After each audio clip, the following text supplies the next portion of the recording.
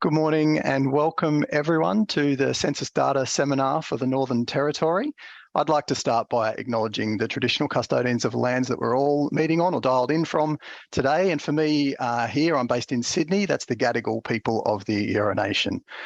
I want to pay my respects to their elders past, present and emerging. And I'd also like to acknowledge and welcome any Aboriginal and Torres Strait Islander people who are attending today.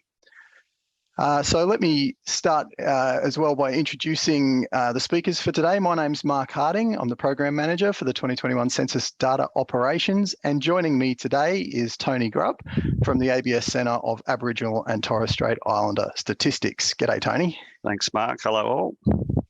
So a recording of this session will be available on the website a short time after we conclude, and we'll also be providing the slides from this session there if people are interested. So what are we covering today? It's all about the 2021 census, and that's what we'll be talking about first, just to give a bit of an overview and some context. And then we'll talk a bit about conducting the census during the COVID-19 pandemic, talks about some quality indicators, our response rates and things like that. And then we'll be diving into the data, and that's what we'll be spending the vast majority of our time on in the session. And then at the end, we'll just cover off a little bit more about what we're going to be releasing coming up from the census, as well as how to access the data. And of course, we will have some time for questions at the end. And speaking of questions, if you do want to ask questions, then please log into this site on your phone or other device, and you go to pollev.com and then join the session there that is 2021 Census DSNT. And there you'll be able to post questions and that we'll be able to then answer at the end, and you can do that right through the session, and we'll give a reminder of that as well when we get to question time.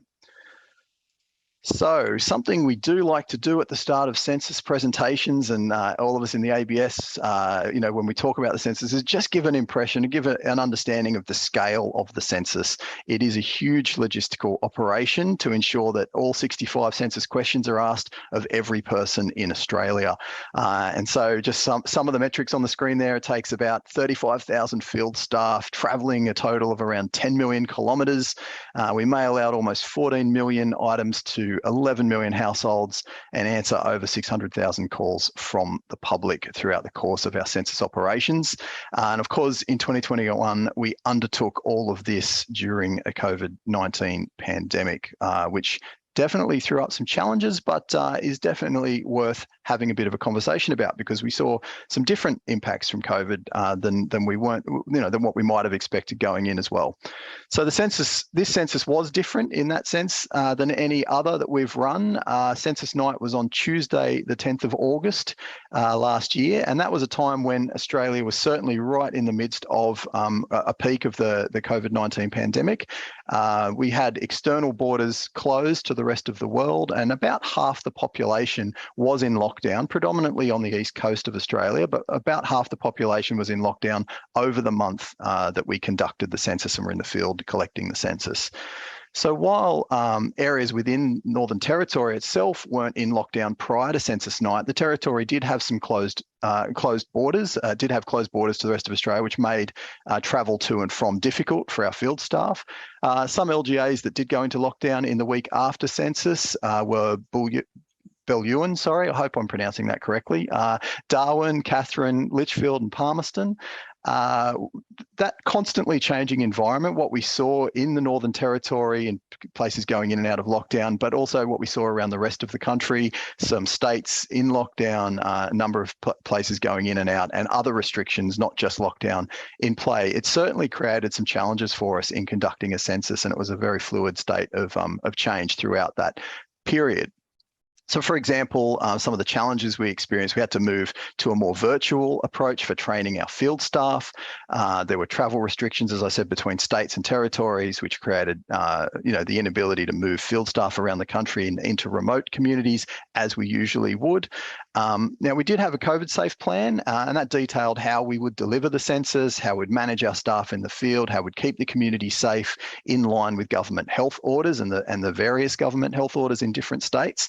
And as much as a worldwide pandemic is a terrible thing, through enacting our COVID safe plan, continuing with the census, we actually saw some positives from a census perspective. So that's useful to understand and talk about for a moment. So with about half of Australia in lockdown, it certainly gave more people the opportunity to respond to the census. They were at home, they were able to log in or get a paper form and fill it out, and that added to our high response rate, which we'll get to in a moment.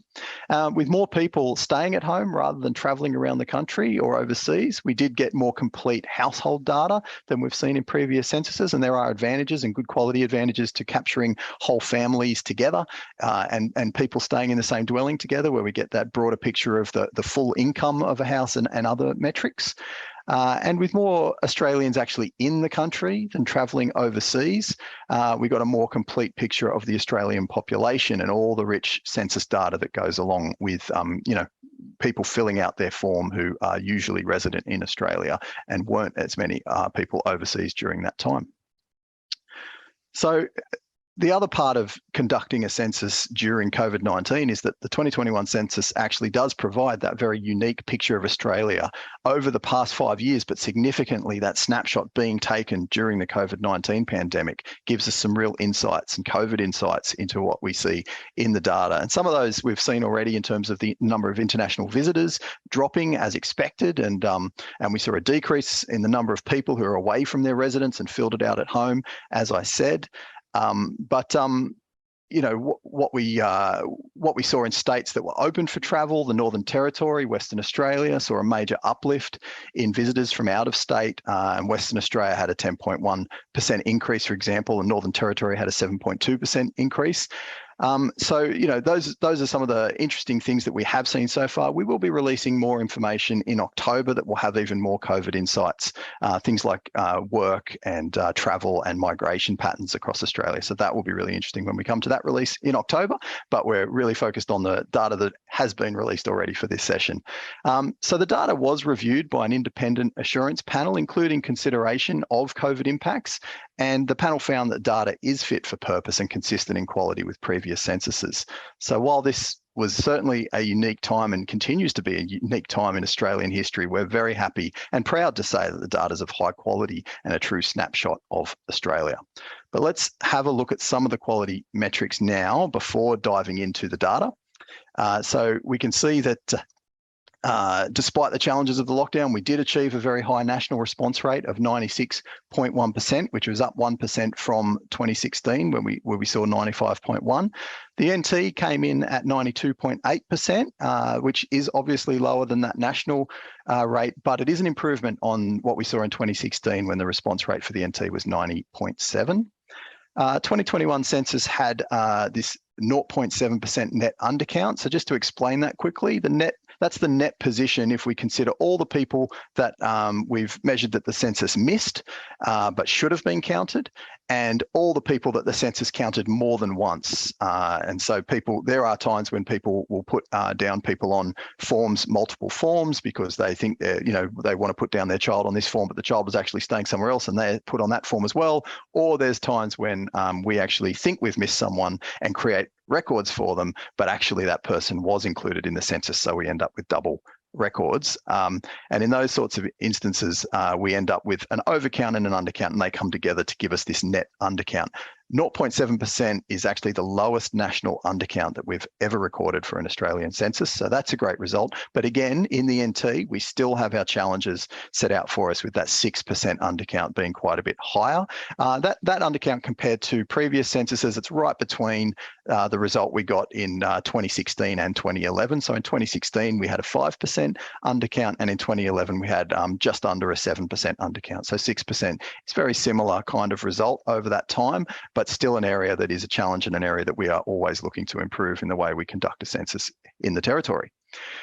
So the final metric that we've got up there is the online response rate, so the number of people who responded online, and therefore the remainder being those who responded on paper. As expected, more people did complete census online this time, and nationally that was nearly 80% and about 21% on paper. And in the NT, about 3/4 of the NT population filled the census out online. So that's all the background information I wanted to give. I think it's time we dive into the data. So we do collect in the census data on people, households, families, and dwellings. And we're going to kick off talking about a whole range of topics related to our people. So kicking off at a big picture, with a big picture context, this is all of the states and the population growth of the states over the last 5 years from 2016 to 2021. Australia's population as measured in the 2021 census was about 25.4 million. ACT gained, and that was the second time in a row that they had the highest growth, and that came in at 14.4%, so that's quite high, followed by Victoria and then Queensland. If we look across at Northern Territory, it's 1.6% growth, and just to show that in the context of the past few censuses as well, we can see that is quite a stable picture. It's only gone up about 4,000 people over the last 5 years. There has been some fluctuation in terms of ERP, a little bit of up and down the estimated resident population and our measurements between, but overall, we've seen just that small growth over the 5 years. And that's quite different to what we've seen in between 2011 and 2016, where we saw 8% growth, and in the lead up to 2011 from the 2006 census, we saw nearly 10% growth. And you can see that growth has been strong because we've put out a similar graphic to this in the past on the Australian population and shown in 1971 to 2021, that 50-year period, Australia had just more than doubled over that 50-year period. But you can see that in terms of the NT, it's actually more than tripled over that 50 years. So there has been strong growth in the territory relative to the rest of Australia, but in the last 5 years, we've seen it as more of a stable population. If we break this down a little bit further and actually take a look at some maps of the NT showing, both population growth or increases and decreases as well on the left there, as well as dwelling increases and decreases on the right, then we can get a little bit of a picture of where we're seeing different things happen across the NT. So we'll start with this picture of the whole NT, and this is at an SA3 level, our statistical area 3 level. So you can zoom down into smaller areas, and you can do that through our products like Quick Stats and Community Profiles that we've released on our website. But we'll give a bit of a broader picture here because we don't have time to go into every bit of detail about the NT, but hopefully whet your appetite to do some more exploring yourself. So yeah, we've got very stable population really across the board in regional NT, some very slight growth in Alice Springs, about 1% growth, and Catherine really very much the same, but it did come out just on the slight growth side rather than a decrease. And we've got small decreases in the population in Barkly. It's about negative 4.5%, and East and West Arnhem just under negative 2% each. And we did record a growth in the dwellings of about 15% in West Arnhem, but little change in the dwellings in East Arnhem and Barkly. If we then take a more zoomed in look at the Greater Darwin area, which we get to see a slightly different picture, I guess. On the people side, we see a decrease of around 10% in Litchfield and a small percentage increase in Palmerston. And a similar percentage increase in Palmerston, so about 10% increase in Palmerston. We have a corresponding increase of dwellings in Palmerston, but there was also a dwelling increase of around 5% in Litchfield. Litchfield's the location of the Robertson Army Barracks, and taking a look at our Quick Stats page, we can just pull out a little bit more information about Litchfield. We can see that the median age there is actually 39, which is up from 37 in 2016. And by contrast, Palmerston has a median age of 31 years old. So certainly Litchfield is a much older area. And the NT median age, in fact, is 33, which is very young compared to the national median age of 38 that we found in 2021. And the number of families in Litchfield, just to give a little bit more of a picture, over the past two censuses has stayed around the same, so about 5,000 families, but we have seen a decrease in the overall number of people there, even though there's been that small increase in dwellings. Just looking in at, first I'll just say, so the growth in dwellings and stable population that we see in the count of, it actually shows up in the unoccupied dwellings in Litchfield, which rose from 8.8% in 2016 to 12.3% in 2021. So we can see that as we look through all of our stats around people and dwellings, but we are focused on people now. So I'll stick with that for the moment and just look across to Darwin City there. We can see almost 5% population growth, up over just 27,000 people, and the Darwin suburbs population grew about 1.7% to almost 55,000 people. So moving on, the next slide I'm going to show is a bit of a classic population pyramid, and this is for 2001, when we had a median age of 30 in the Northern Territory. And so what this shows, just for those who haven't seen one of these before or haven't had one of these explained, is we've got males on the left side and females on the right side, and then the percentage of that cohort that's against each of those age groups, 5-year age groups, going up to 85 plus. So starting at 0 to 4 at the bottom and going up to 85 plus. And that really gives us a good sense of how many people, both males and females, are in each of those cohorts. And you can get a very quick comparison and understand the sort of distribution and shape of the population. So what this is showing for 2001, what we found in the 2001 census is on the left. We can see that there's the larger group of males in the NT, 25 to 29 and 30 to 34 years old, and that represents about 4.6% of all males. And in females, it's very much the same, representing about 4.4%. And we have that fairly young population where we've got a lot of people in those younger cohorts, and then very tapers off very quickly as it gets to the top. So if we then overlay this with 2021 and look at how things have changed in the last 20 years, we can now really get a sense of what has changed and why we're seeing that older median age going up to 33. So we can see less under 24s on both sides. So the green in there now is the 2021 census, and the orange is still the 2001 census. And we can see less under 24s on both sides, male and female. And we also start to see some increases when we move up to the 25 to 35s for females. And then the increases for both sexes are very apparent as we get up to the 55 years and up age groups. So it's definitely not a surprise to see. We can really see an aging population here, but still very young, as I said, compared to the national picture. So I also just want to stop briefly here to explain something, make sure it's clear.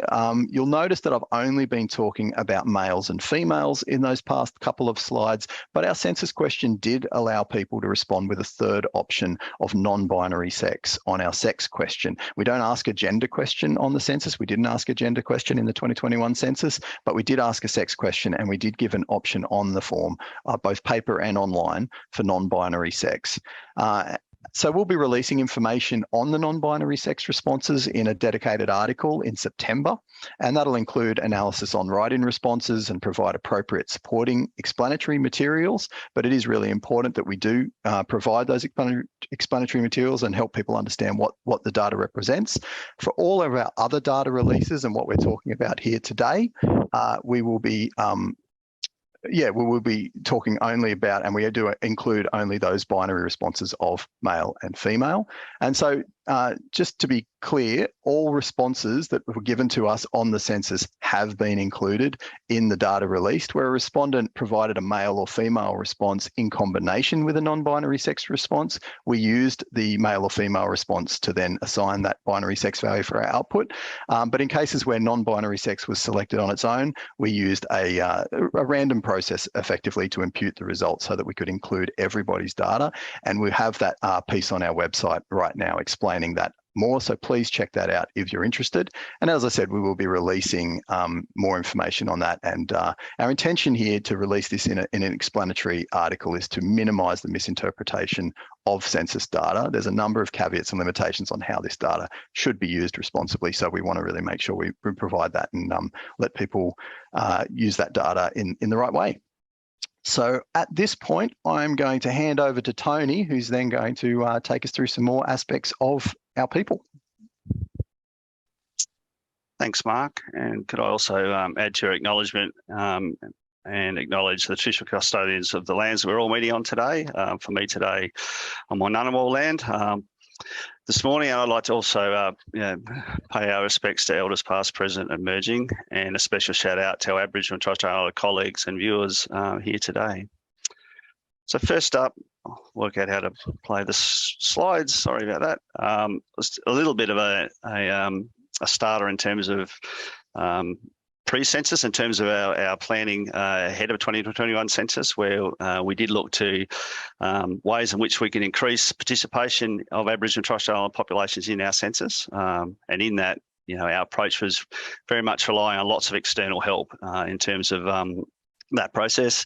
And that included our ABS roundtable for Aboriginal and Torres Strait Islander statistics, an expert advisory group that we put together for remote, our partners in 33 Creative in comms, and a range of other stakeholders that our engagement team from our Centre of Aboriginal and Torres Strait Islander Statistics relied heavily on. So in terms of that, at the outset, clearly we were trying to address the strong undercount of our populations over the last couple of censuses in the order of 17%. Mark mentioned the Statistical Independent Assurance Panel that gave us some recommendations last census, and they were asking us to look at innovative ways to improve the count. And we looked at a range of issues there, and on slide, they're pretty obvious there. We looked at how we can improve our workforce diversity and increase the number of Aboriginal and Torres Strait Islander people working on census. And we did reasonably well in that space. I think we got a 50% increase in our overall diversity of our census workforce this time, up to about 6.4%, up about 50%. Very much more work around increasing the amount and quality of our engagement, and we did a lot of that. We did through our Centre of Aboriginal and Torres Strait Islander Statistics working in partnership with Census. We expanded our engagement workforce by about triple compared to last census, and they were predominantly very strong Aboriginal and Torres Strait Islanders with connection across the country. And on the remote side, we also did a range of testing, and I do need to give a special shout out to Tangentyere Aboriginal Corp in Alice Springs, who we work very closely with in testing a lot of our remote operations forms and procedures around the Alice Springs town camps and beyond. So we couldn't have got there without it. And probably another thing I'd like to just point out is that we're very proud of is pre-census COATSIS, which is the tagline for the Centre of Aboriginal and Torres Strait Islander Stats, along with our communication partners, commissioned some artwork and some new branding for our ongoing Aboriginal and Torres Strait Islander stakeholders with the ABS. And we had a couple of wonderful artists, Wiradjuri man Luke Penrith, and Baddo Island artist Naseli Temwoy, commissioned artwork called Our Story, Our Future, which was a collaborative piece that really did shine throughout the campaign. So on this slide, you'll see snippets of the artwork top and bottom. So we actually found it really did bounce with the census orange this time, and really gave us some really good material to work with. Our big aims of the preparation was, and then in operations was working alongside communities. We did a few things a little bit differently this time. We increased the number of sort of opportunities to provide external help, given census is predominantly a self-enumeration process, and it does require us to look at other strategies to increase direct support. So we had hundreds of fill in the form sessions and hubs this census, where we give some direct support. We increased our work with our partners in our space, which is really important. And homeless and rough sleepers clearly requires a very bespoke process. So we did that with by offering interviews with selected field staff on the form in the field, using either a special short form or direct support, and also giving support to those living in supported or temporary accommodation as well. In remote, which clearly is a big focus in the Northern Territory, it was pretty much a repeat of our previous censuses, where we deployed a range of remote travelling teams across the top end. We called them RAMPs, Remote Area Management Teams, well over 100 teams across there. crossing the territory in Hiluxes, and whilst doing that, working very closely with communities, putting on as many local community field officers that we could to actually conduct a bespoke interviewing process in communities, which we've done. So we used a special large factor paper form, and we sat down at the front of dwellings and had conversations to get those forms in.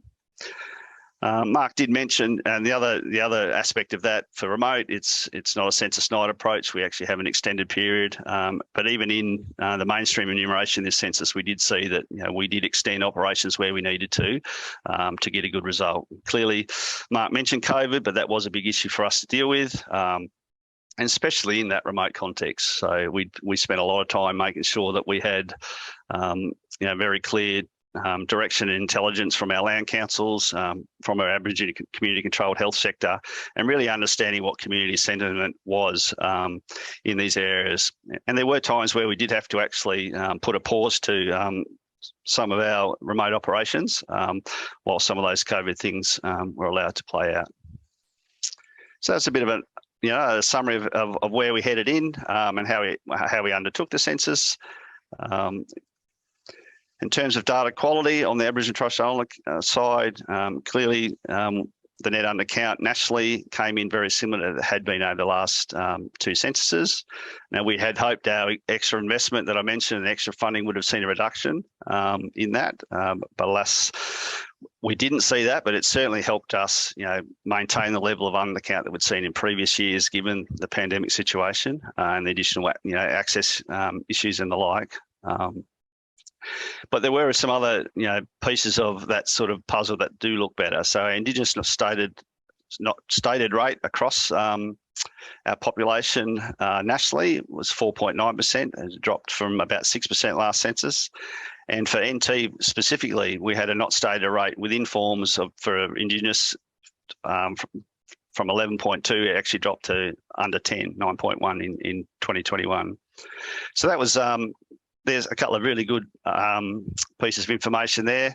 And the online response rate clearly was very big across the country, but in the NT, slightly less, where we actually end up seeing about 40% of our constituents complete online, 20% on paper, and about 41% on those interviewer household forms that we use in remote operations. But that said, our online response rate did double.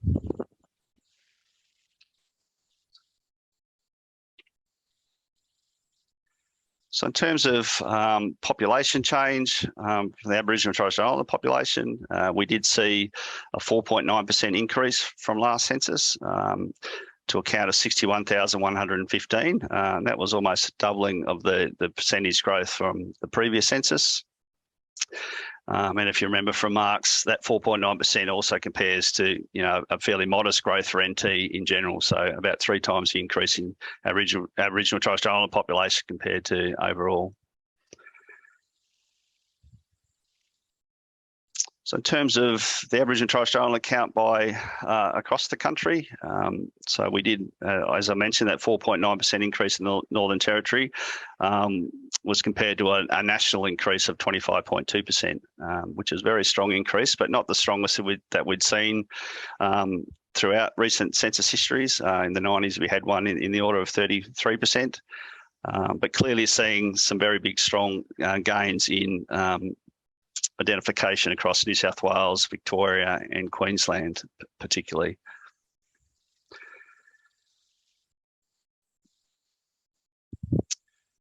So whilst only 7.5% of Australia's Aboriginal and Torres Strait Islander people lived in the Northern Territory, it was over a quarter of the total Northern Territory population, which is much higher than the rest of the states. Now, I suppose when we're talking about some of these increases, it's important to keep in mind, that there's certain things at play that we need to understand in terms of, the movements and changes may relate to the fact that some people are identifying for the first time or changing their identification compared to previous censuses.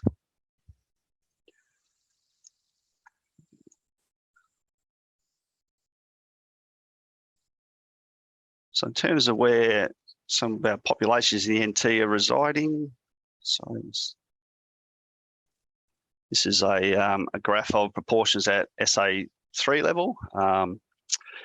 So this is just showing us for the Northern Territory, the SA3 with the highest rate of Indigenous identification was the daily Tiwi West Arnhem region, which of 68.8%. And this is home to 18.2% of the overall NT Aboriginal and Torres Strait Islander population.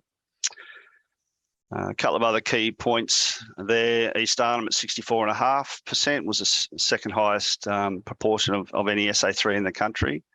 And looking at some of the other characteristics in terms of, say, for instance, language, a very high percentage in the daily Tiwi West Arnhem area used Indigenous language at home.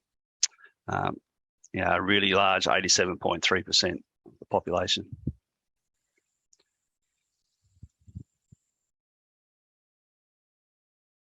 So this graph now is a proportion of SA3s in Darwin of people that identified as Aboriginal and Torres Strait Islander.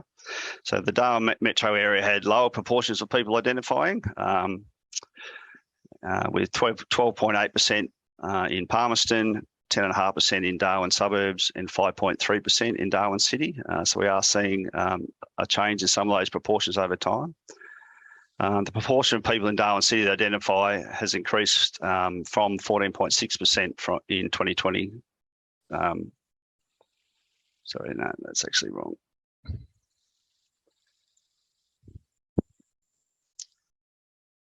So in terms of moving on from proportions, again, here looking at some user residence counts for Darwin and the rest of NT. So we saw for the Darwin SA4 Indigenous increasing by 17.7%. And you'll see that not stated rate where we've actually seen an improvement in the number of forms we received or less imputed records, where the non-stated rate for Aboriginal and Torres Strait Islanders dropped 33% intercensally, which again shows that we've got a better quality of data set for those forms that we did actually receive. A little bit of a different story in Northern Territory Outback, where we've actually seen that our population change has been a lot flatter, a slight reduction of Indigenous outside of Darwin, but again, still a reduction in that not stated counts. In terms of population change over a longer time period, from 91 through 2021, see a strong growth there, 50%. In 30 years, from about 40,000 to 61,000. And the graph on the right giving you a sense of how that is a percentage of the overall Northern Territory population. So we're still sitting at about a little over a quarter of the NT population identifying Aboriginal and Torres Strait Islanders.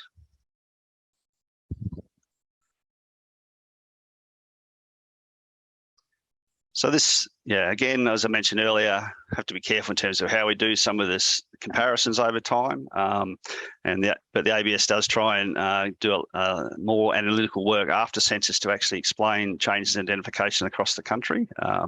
So after 2016, we did a very significant piece of analytical work that looked to try and give more clarity around change over time, and particularly the difference between demographic change, which is births less deaths over time, to give more insight into changing identification. And we generally that's a multi-part publication, but at the more complicated end, we do a range of sort of confrontation and work through data integration, particularly looking at the Census's ACLD, the longitudinal 5% data set, to get a sense of how we can understand what's changing with identification. Now, clearly on the eastern seaboard, that is changing more significantly and more rapidly, often due to changing compositions of families and Indigenous and non-Indigenous parents. But we do find in the Territory, our identification is actually really stable. And just another quick shout out for those users in our data users in our space.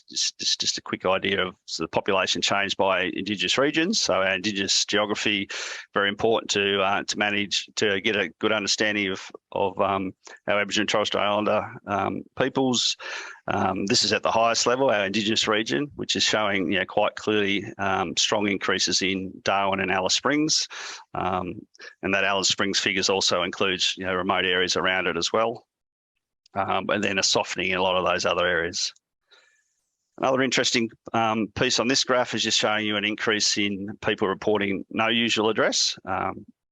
So we're seeing about 1,200 odd people there suggested they didn't have a usual address at census time. About 60% of that came through forms, and about 40% of that came through our non-private dwellings around other welfare institutions and hostels and the like. So that's one area that will require a little bit more work to understand what's at play there. And we will find when we get to homelessness releases next year, more information to help understand what's at play there. And the last one on the Aboriginal and Torres Strait Islander side, just giving a sense of the age distribution. So looking at this pyramid, it's by 10-year age cohorts. And the dark orange bar shows 2011 and the light orange back in 2011. So in 2021, 46.8% of Aboriginal and Torres Strait Islander people in the territory are aged under 25 years. And this was down from 52.5% in 2011. And the proportion of Aboriginal and Torres Strait Islander people aged 75 years and over in 2021 of 1.2% was about the same as 10 years ago. The median age for Aboriginal and Torres Strait Islander population increased over the last 10 years. So last census it was 26, and this was up from 25 years in 2016 and 23 in 2011. And this compares to the Australian median age of 24, 23 and 21. All right, so that's the end of the little section on Aboriginal and Torres Strait Islander populations. I'm now going to jump into some of the characteristics around cultural diversity. And the first one, sorry about that. So the first one here is just give you a bit of an idea of the proportions of our population in the territory against their generation. So first generation, and that's people living in Australia that were born overseas. Second generation is people living in Australia who were born with one or both parents from overseas. And third generation, people living in Australia with whom both of their parents were born in Australia. So for the territory, you can see there's 23.7% first generation through to 60.2% in third. I had a couple of other figures on that I've seemed to have lost.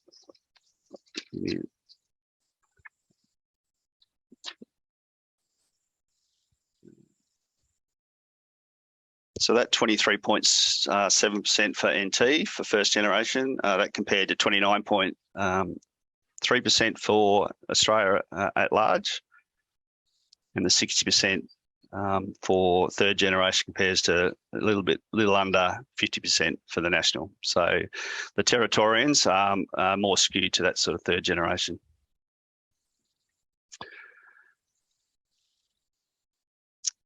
In terms of country of birth, so this is the top countries of birth for NT. The top being Philippines at 2.7%, England at 2.2%, India at 2.2% as well. And this differs to Australia, which was England at top, India second, China third. A couple of other interesting pieces there, not in the top 5, but one of the fastest growing population groups is the people from Nepal, where we saw more of a doubling, something in order of 1,000 to nearly 3,000 people having come from Nepal. And other growing communities include India, which rose by 1,500 people, and Sri Lanka. So some very interesting characteristics there. In terms of where some of our diverse populations are living, so in the NT, the Alice Springs SA3, so 20% of residents were born overseas from a range of countries, including India, New Zealand, US, England, Philippines. But that had changed, whereas in 2016, England was the top country of birth for Alice Springs.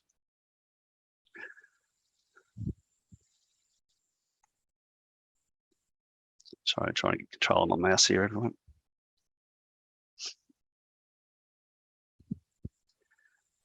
So this one's proportion of people born overseas by our Darwin SA3s. So in Darwin, 36% were born overseas, 33% in the suburbs, and 22% in Palmerston. In Darwin, that comprised mainly Nepalese, England, and Philippines. The Darwin suburbs, Philippines, and India. So about 40% of people who stated Philippines as their country of birth and NT reside in the Darwin suburbs. Berrima saw the highest growth of 166%, but Karama still remains as a suburb with the highest population of Philippines-born of about 333. We also saw, as sort of intimated before, we now see Nepal entering the top 5 with 1.3% of the population. Almost 3,000.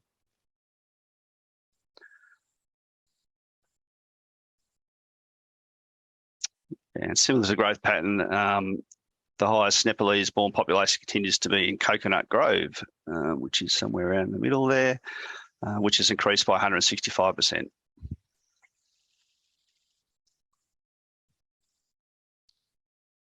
So a little information around year of arrival. So for our overseas-born population. There's a question on the census form asking to tell us when they arrived. So this is a count of persons who usually reside in Australia and were born overseas. The proportion of new arrivals living in the NT decreased in 2020 and 21, along with the other jurisdictions. Probably not hard to work out why. So clearly the pandemic's had a very big impact there.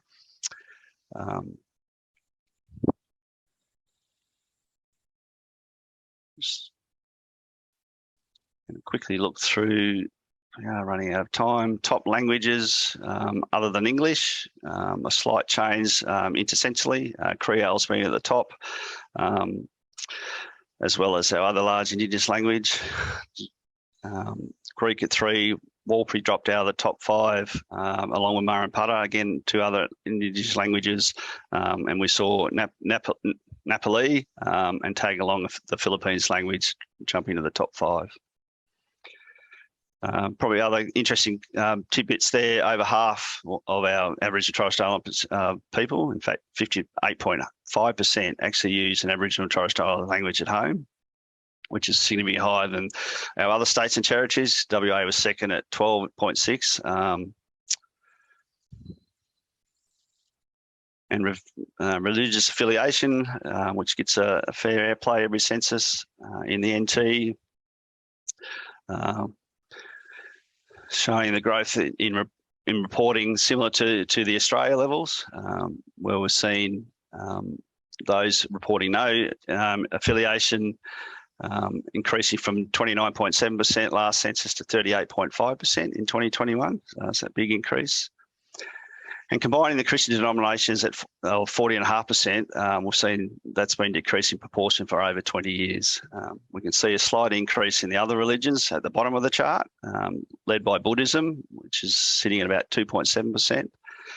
And again, these are very small proportions compared to the Australian average, which reflect a lower rate of people born overseas living in the territory. All right, so I think I'm now switching back to you, Mark, to take us through firstly a couple of the new questions on the census form, and a little more there. Thank you, Tony. Yes, we are going to talk now about long-term health conditions, which we're excited to mention because it is one of our new questions, one of our 2 new questions on the census form.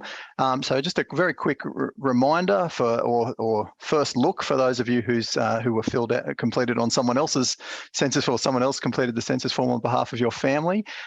You may not have seen the question at all, but this is the question we asked, and you can see that there's 10 selected health conditions there. Those were chosen based on the outcomes of stakeholder consultation, as well as how common they are and how that data that we collect on these can inform services, policy and research. So we do collect the data in the census for long-term health conditions on the basis of this single question. So it's not as comprehensive as other health surveys that the ABS runs, which have a detailed set of questions that sort of probe into each condition and understand each component to capture prevalence of each condition more accurately. So, for example, the census doesn't collect the same level of detail as the National Aboriginal and Torres Strait Islander Health Survey, or the NATSIS as we call it by its acronym. So that long-term health conditions data from the census isn't intended to provide the prevalence estimates at the national and state territory levels that we would get for, say, the Aboriginal and Torres Strait Islander population. Those estimates of prevalence should really still be coming and sourced from NATSIS. And also we'll just flag, and we may see, I'll talk a little bit more about this as we look at the data, but I'll just also flag some other things that, for example, the census is answered by one person on behalf of the household, which can potentially lead to underreporting in more sensitive topics, and health is clearly a sensitive topic, and some of these conditions would be considered a more sensitive topic than others. So we can expect to see some underreporting, and that's another reason why using the census for prevalence may not always give you the best indicator. But having said all that, and I've given caveats and thoughts around how not to use census data, but we are very excited about it, and the census data does have some really strong value, including this single question in the census allows the data to be cross-classified with other variables on the census, which is an absolutely fantastic tool for researchers. So, getting this health indicator against all of the other demographic and social data that we collect on the census. And the census is really powerful when you really look at those smaller population groups, for example, different areas and geographies or age cohorts, those sorts of things. And you start to look at, you can cross-classify and look at things for those particular groups, even groups around where we have lower proficiency in English, that sort of thing. But we do need to keep in mind a really important principle, I guess, when working with health data, which is age is a huge factor on the outcomes. So if one population that we're comparing to another population, whether it's an area, geographic area, or just the demographics of people who live in a region of Australia or in Australia, and we're comparing two cohorts, and one cohort has a higher median age than the other, we would expect to see more long-term health conditions. And it's not necessarily to do with those specific populations or their traits, but just the age principle coming into play. So we create 30 variables from just this one question, and we get counts of each condition. We get the counts of some defined comorbidities like asthma and lung condition, and we get variables that relate to just the number of conditions a person has or the number of people in the household with at least one condition, which is all very useful for research and decision-making purposes. So moving into actually looking at the data on this for the Northern Territory, we had nearly 46,000 people, usually resident in the NT, reported having at least one of the selected long-term health conditions. So that's nearly 20%, and it's almost 8 percentage points lower than the Australian rate, which was nearly 28% of the population reporting. So that already shows that we saw less long-term health conditions reported in the NT. And if we go and look at that a bit by age and really sort of break it down, as I was talking about how important age is to this, this shows the proportion of the territory in each age bracket who reported the most common selected conditions. And those are the different lines running along there. And that gives us a picture of how these conditions impact through the ages. So arthritis is the bold orange line there. And you can see that it was just over 4.5% of the NT population reported being diagnosed with arthritis, which is actually 4 percentage points lower than the Australian population. And it isn't surprising really, given the younger population of NT, but you can see how dramatically the rate increases through the ages as we go from sort of 0 to 9 at the left right through to 99 years old at the, or 90 to 99 years old at the right. So asthma is the yellow line there, often thought of as a condition for young people, but we do see it fairly stable throughout all ages. So it does show that it continues to impact people through their lives. The NT reporting for asthma rates for people under 50 years are actually much lower than the national, about 2 to 4 percentage points lower across those age groups under 50. Diabetes is the light blue line, also has that later life peak, but we see people reporting this in the 30s and 40s too. It's higher reporting rates across the middle age groups in the NT compared to the national averages, despite that lower overall rate. Heart disease is the light orange line there. It's also got that later peak in life, similar to arthritis, but not as high. Higher rates of reporting in younger age groups below 60 years compared to the national averages, and slightly lower rates in older age groups that we see in the NT. And the mental health is that sort of dark teal line, dark blue, if you will. And it's the highest reported condition for all groups from 20 to 50 years nationally, but in the NT, it's only the highest reported condition for all groups from 20 to 40 years. And that's partly because we see other conditions start to rise earlier in the NT, but it's also because reporting rates of mental health conditions are significantly lower than national across all age groups by about 3 to 6 percentage points. So just having a bit of a look at that, and we'll go quick here because it's a fairly uniform coloured map, so there's not an awful lot to say, but this is showing those SA3s across the territory again, and the percentage that we see of the population in each area reporting a mental health condition. And so there's not a lot of variation. All of the regional parts of NT are showing around 2 to 5% of the population reporting a mental health condition, which is a lot lower than the national proportions. And that might seem like a positive outcome, but it's possible there's other effects in play here, such as proportionately more people in the NT not providing an answer to the health question, potentially not wanting to fill out that they had a mental health condition, and that's something we don't know. But the NT non-response wasn't a lot higher than the national proportion, so that wouldn't be the whole story, but it was a little bit higher than the national proportion. And as I mentioned earlier, there could be some underreporting here, given the sensitive and private nature of mental health conditions. It's also possible that less people have received a diagnosis. We asked the question, have you been told by a doctor or nurse that you have one of these, or a select, health condition, a long-term health condition? And if people haven't been told by a doctor or nurse, they wouldn't necessarily tick that, even if they do have one. So this could represent people not being diagnosed as well. And that's not something we can pull out from the census data, but it is important to understand and question if doing research using this data. So zooming in on Darwin, and we do see a similar picture in terms of how uniform the proportions are of a mental health condition. It's around 5 to 7% of the population in these areas, which is higher than we saw in the regional NT, but still lower than the national proportion of nearly 9% of the population. So the other question that was new on the census in 2021 was service in the Australian Defence Force, and I'll give just a very quick high-level view of the results for that for the NT.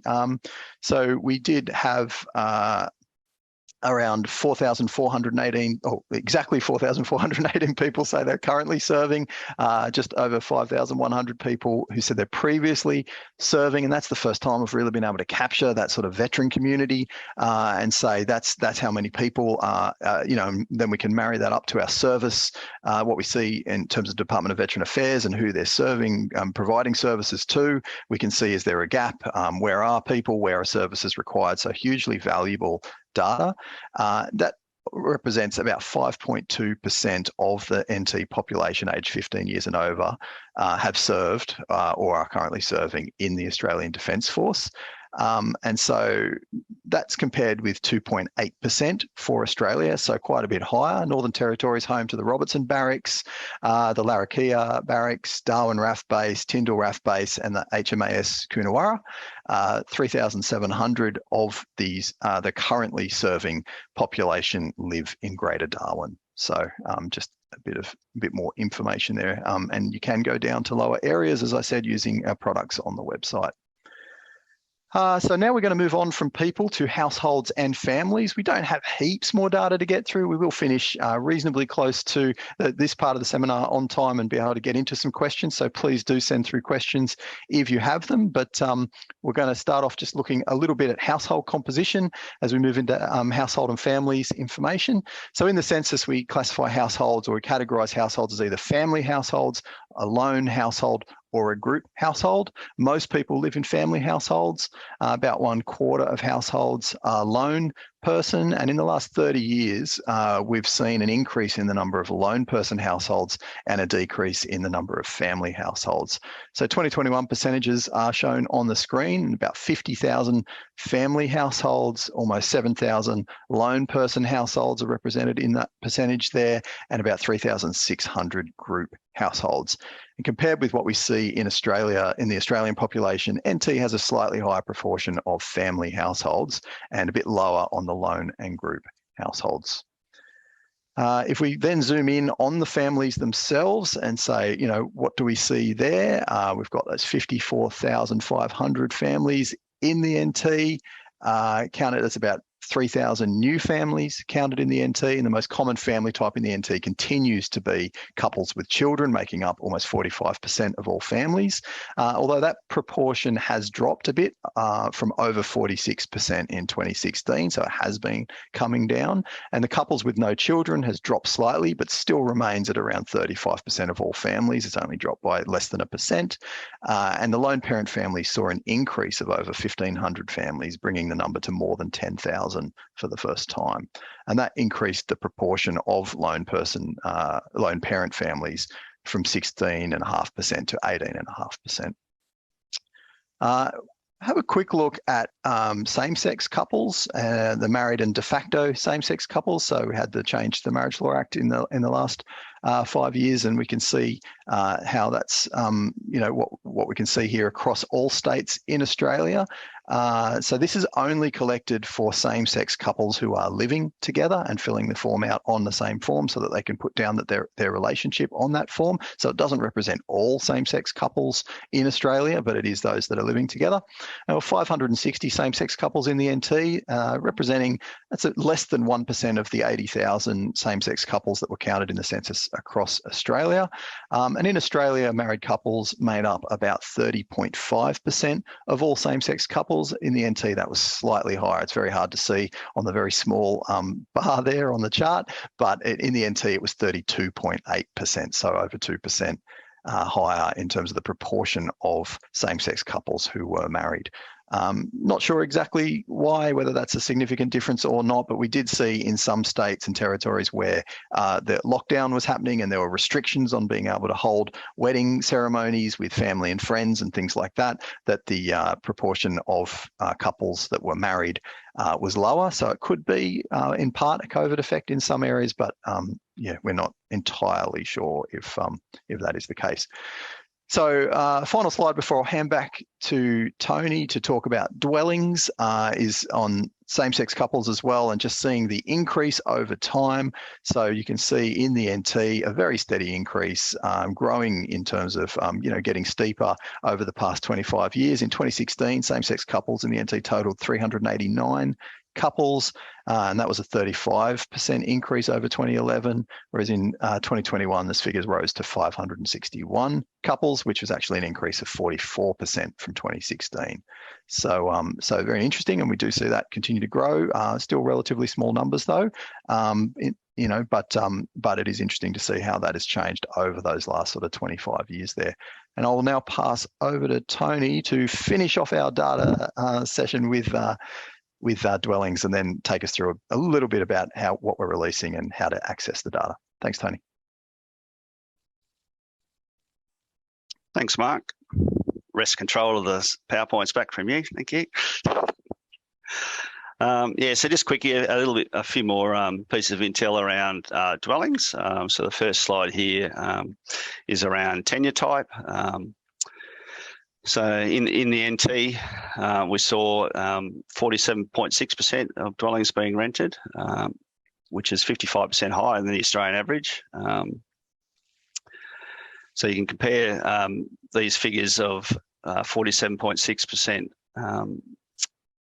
for NT to 30.6% for national, only with mortgage of 36.1 nationally versus 30.2 in the territory, so a 6% drop. And then own outright in the territory, 15.8 versus 31 for the rest of the country. that in itself is interesting, but I suppose the other piece to bring out of the NT figures is the comparison for our Aboriginal and Torres Strait Islander populations, and we see quite a different dynamic there, where 80% of our Aboriginal and Torres Strait Islander dwellings are rented. Of that 80%, 35% is territory housing, 13% of community housing, only 16.1% with a mortgage, and only 5% owned. So quite a different picture for our Aboriginal and Torres Strait Islander dwellings. In terms of changing of dwelling tenure over time,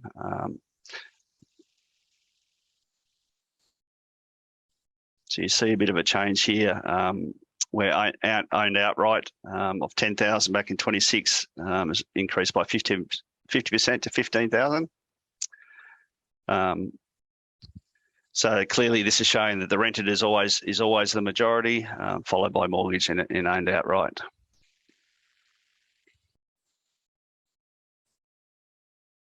We have some intel around unoccupied dwellings. So this year there were just over 85,000 private dwellings in NT on census night. Of these, 9.6% of them were unoccupied. Sorry, I think I've got my speaker notes wrong there.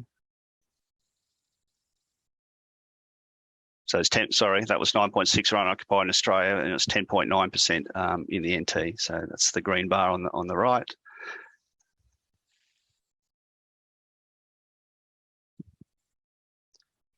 Some information on dwelling structure.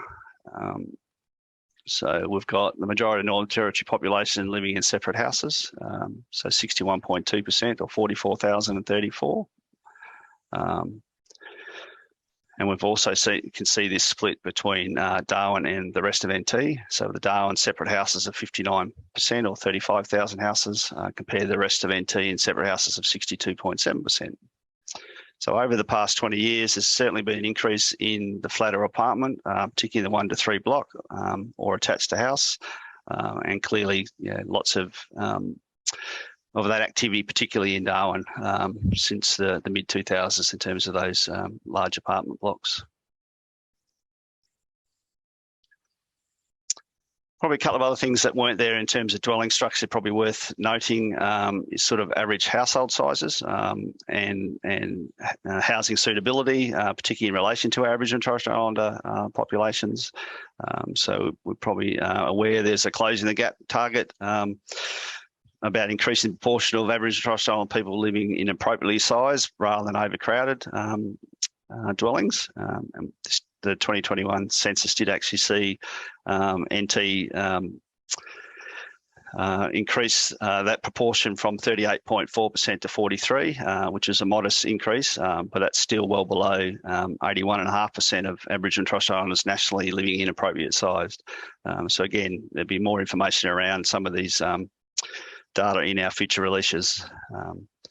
The other one that is quite useful to talk about in the Aboriginal and Torres Strait Islander space is average household size, and we've actually seen this in the NT in the past census drop from 4.2 to 3.8. So a couple of other pieces of info that not on the slides.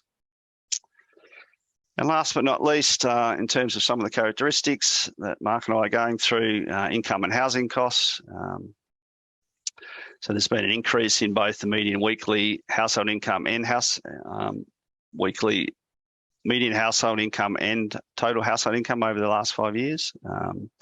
Rent and mortgage payments have decreased by about 7%.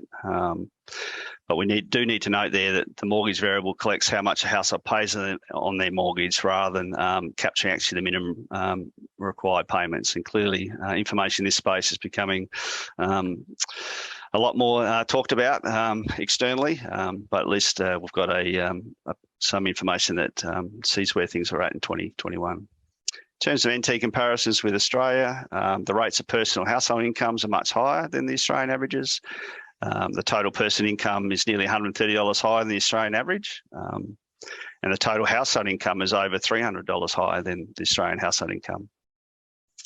And in terms of rent, median rent $50 less than the Australian average, whereas the median mortgage payments around $200 higher. And so there's going to be some more detailed analysis on income and housing costs done when we can release further data around labour force and occupation data in our next release. Which takes us on to actually what's next. So a lot of our viewers will be aware that Census is released in a multi-stage process. Clearly, the big one is our first release that came out on the 28th, and we've continued to get wide usage and press of that data.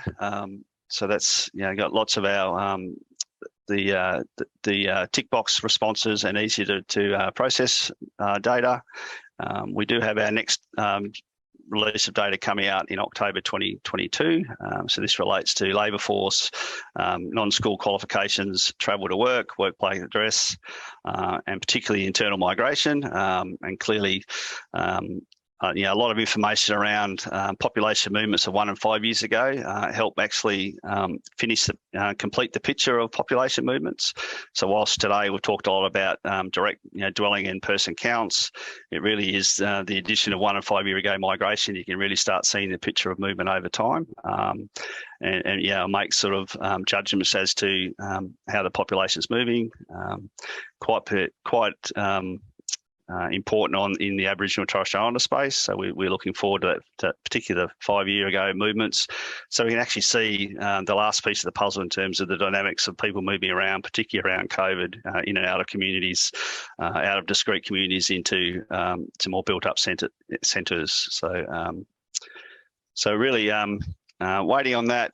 Clearly, it also gives us more intel around explaining the impact of COVID, understanding workplace address, how many people working at home, etc. So it will be very interesting to see that information. The third release we're saying is around early to mid 2023.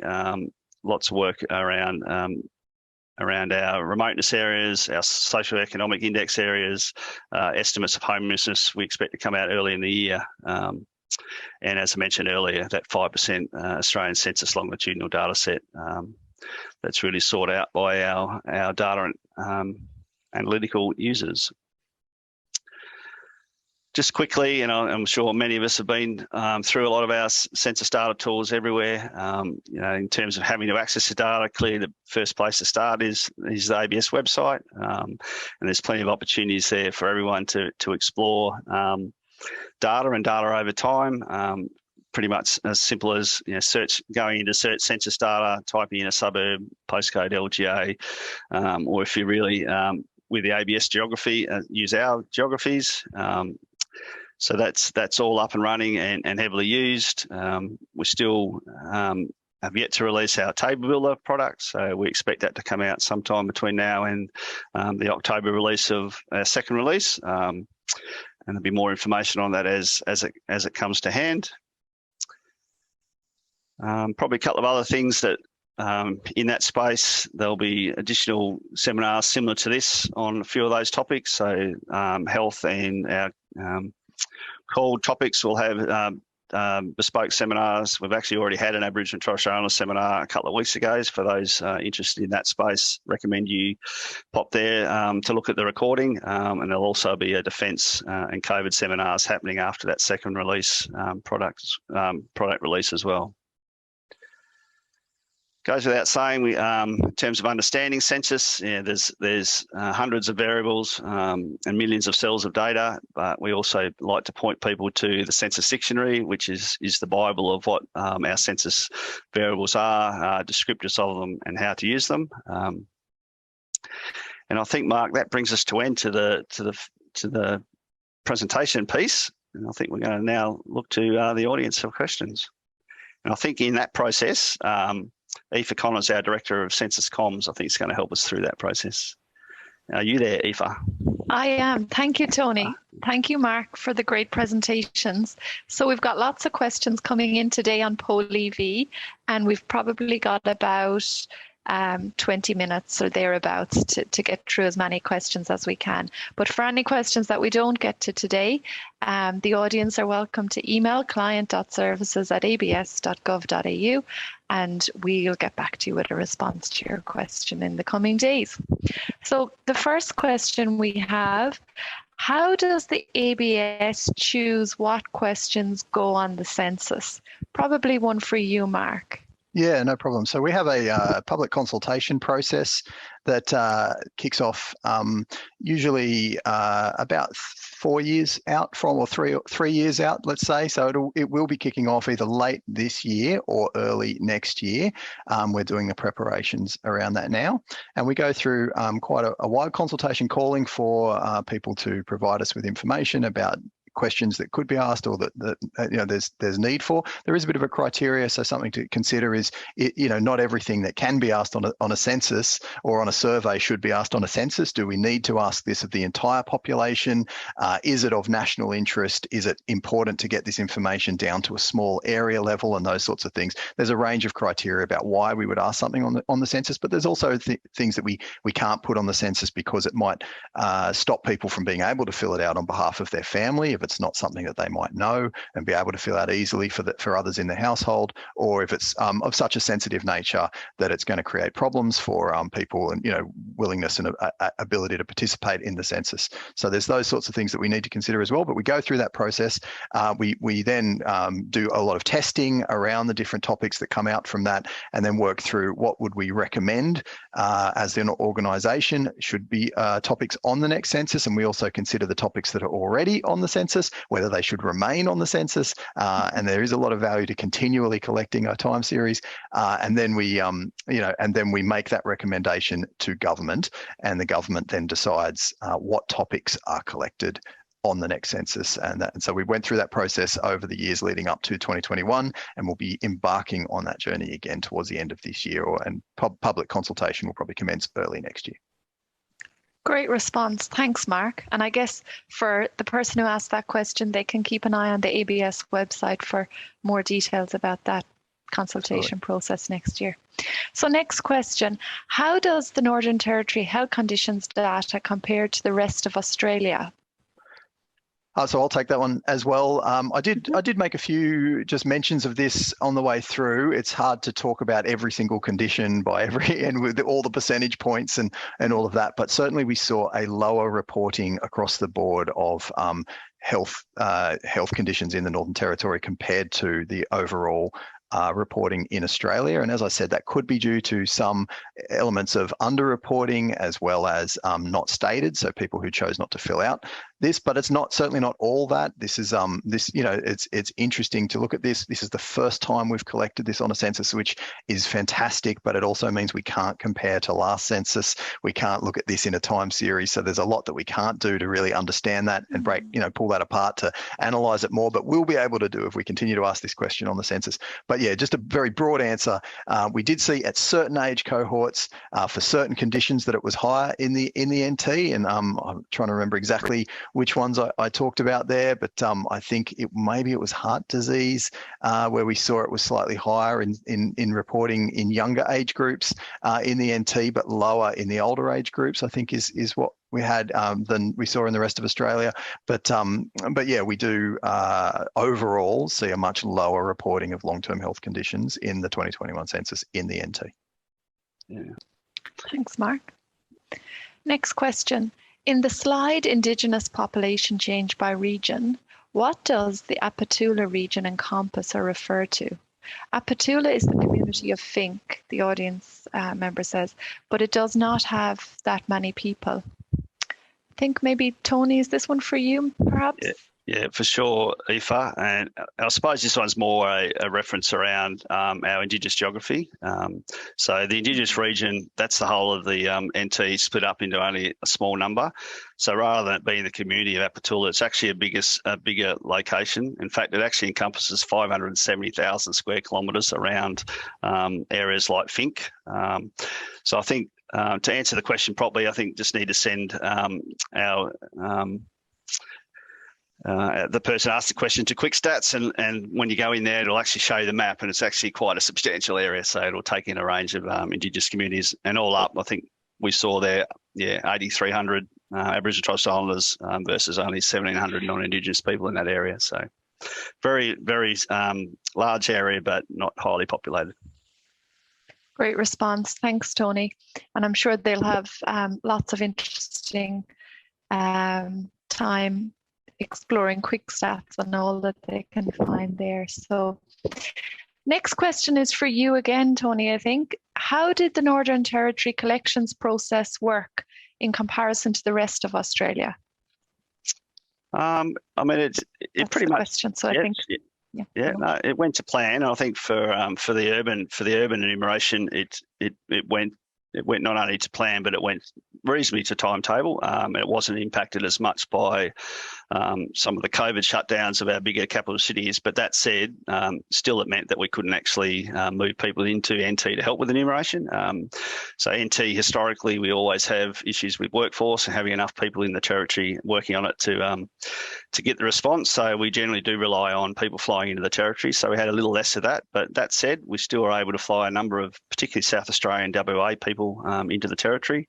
I'd fortunately enough myself got out of lockdown early enough and spent my time in the centre. And then on the remote side, again, as I mentioned, it's the remote area management teams at play. 60 or 70 teams in the territory going out over a 2-month period, interviewing households predominantly, but offering the form type that respondents would most prefer. A few little COVID hiccups where we had to stand down for a few days, 3 to 5 days at a time. But in the end, we made sure that we only went where we were welcome. We did do some mop-up activity in some areas. We had to be careful around some of other areas that we're seeing impacts around things that we saw in the media around court cases and unrest, but in the end it went pretty well. And if I compare it to 2016 when I actually led Northern Australia Census, I think very comparable results. But as it did say, we had slightly better response. E-form response went up as well, but in general we're pretty happy how it went. Great, thanks, Tony. So the next question is for both of you. What are the most interesting findings and stories emerging from the Northern Territory data? Mark, might go to you first. Sorry to put you on the spot. No, that's fine. It's one of those things where you do look at the data and a few things do jump out and you go, oh, that's interesting. And one of them was actually the not just the mental health, but the health conditions data and the differences that we saw there compared with the rest of Australia. Now, the one thing I didn't mention when I answered that question before, but I did say when I was doing the presentation, is the age difference and the much younger median age of the Northern Territory, and why we would expect to see a lower reporting of long-term health conditions in the territory. But it's that distribution, it's that the proportions by age, and some differences that we see there I think are interesting and worthy of further study and analysis, which I haven't had the chance to do, so I can't go into that. I found the religious affiliation and the no religion increase quite interesting for the territory, and I always find the languages really interesting, and that just how different the Northern Territory is, the culture of the Northern Territory, and the and that diversity in the Northern Territory, how different it is for, say, where I live in Sydney, and the sorts of languages, the top languages you get at home, versus those Aboriginal languages that are spoken, and seeing those increase from 2011 to 2021, as Tony took us through earlier, I think is great. Even though they're small increases, just seeing those proportions increase is really good. Tony? Great. I suppose mine was probably more around the health as well, actually, Mark, and also looking at maybe it's the weather up there, maybe, but seeing those arthritis and asthma sort of, I shouldn't call it prevalence. We leave that to our health surveys, but the people that are reporting arthritis and asthma being quite a bit less, along with mental health. So that was particularly interesting.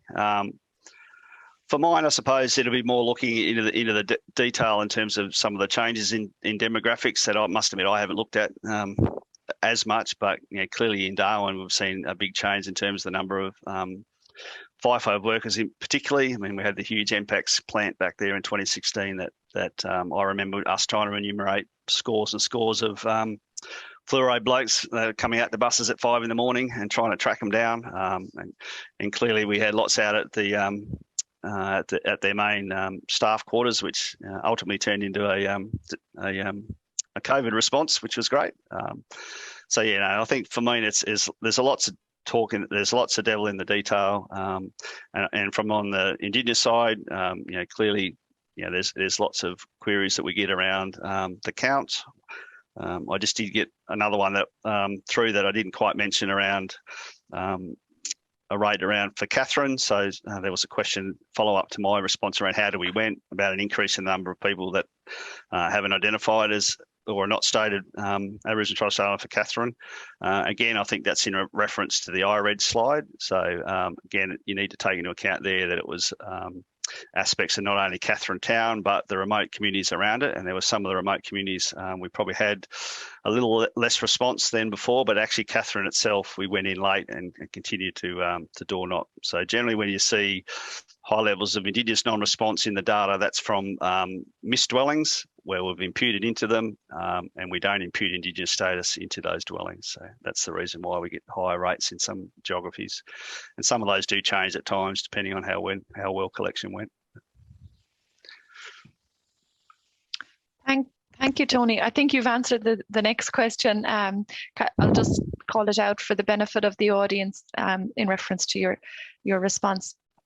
Catherine seems to have a higher increase in the proportion of the population not responding to the question on Aboriginal status.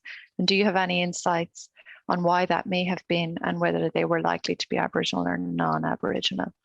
So yeah, thank you. Do you want to add anything further? Yeah, I mean, I pretty much answered that. Clearly, in terms of some of the characteristics of the population that we count, and the majority of it is from direct source from our respondents, but for those records where we have had to intervene, there are certain other aspects of data that you can look to down the track. So whilst we might potentially have a lower count than we might have expected, say for Indigenous populations in an area, we do find that our demographers will rectify that a little in terms of once they reflect the census rebase on estimate resident population and they look at bringing in the undercount and other sort of data at their disposal. So you will find that they might, the Indigenous count in the ERP might go up high for those. I think we don't get our first indication of those until September, when the first release of Indigenous ERP actually comes out. But other ways in which a lot of our clients look at some of this too is just looking at the proportions of the responding population versus the non-responding, and potentially inflating the Aboriginal count with their own estimates.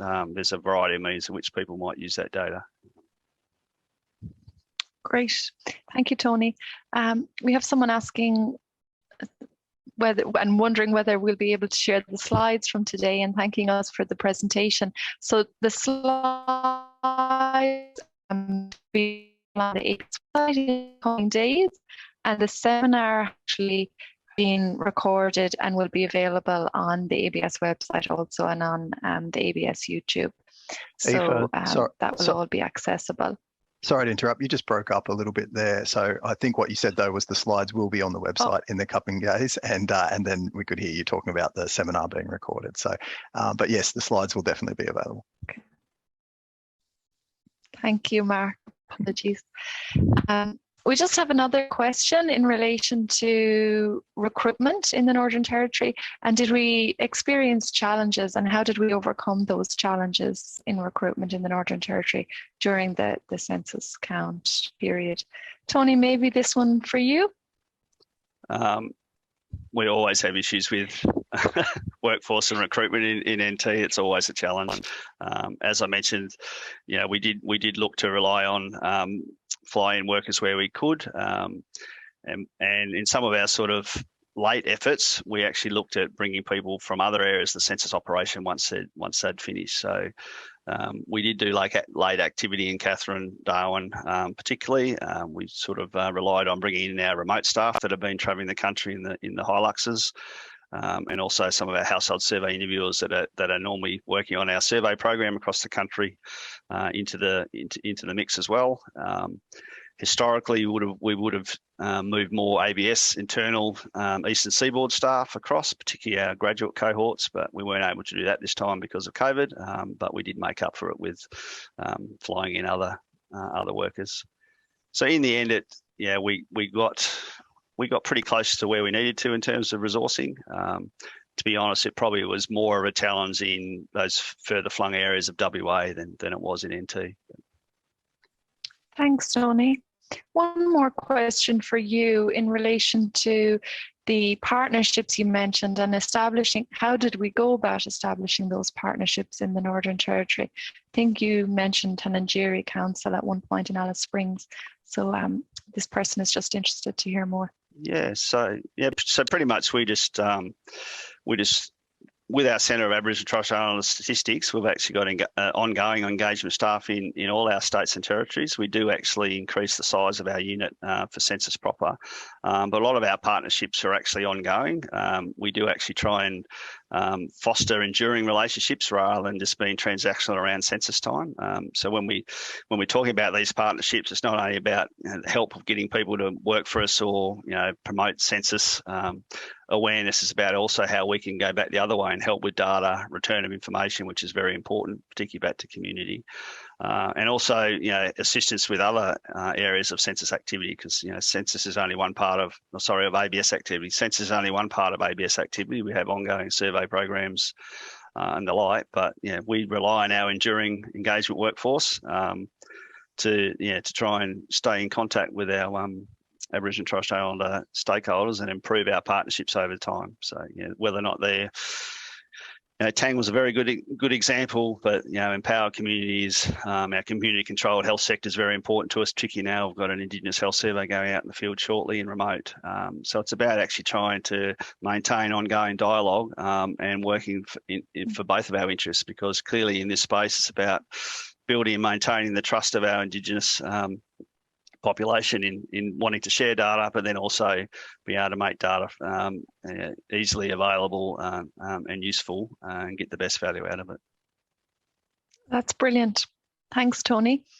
One last question for you, Mark, in relation to second data release, I think. When is Journey to Work data available? So Journey to Work data comes out in our October release, the second release, and that will be mid-October. We're just settling on an exact date, but I'm sure it will be early to mid-October that we put that information out.